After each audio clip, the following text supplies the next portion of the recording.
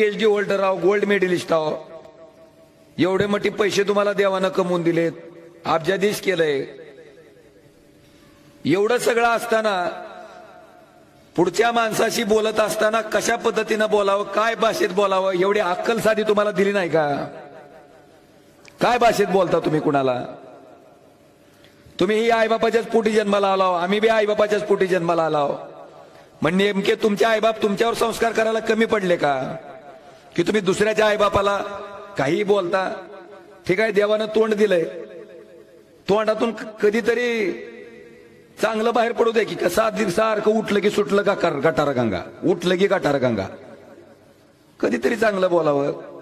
बरं मी ती बघतो, त्यांचं भाषण बघतो, काय भाषेत बोलतेत, खालची कॉमेंट वाचतो.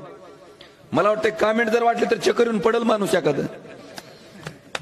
काय लिहितेत लोक त्याच्यात, काय बोलतेत तुम्हाला, म्हणजे तुम्ही बोललेलं लोकांना काय वाटतं ती तर बघा. आणि माझी विनंती आहे की तुमचा मान सन्मान म्हणून आम्ही आजपर्यंत शांत होतो, आमच्या आईबापाचे आमच्यावर संस्कार म्हणून आम्ही शांत होतो, नाहीतर तोंड आम्हाला बी दिलंय.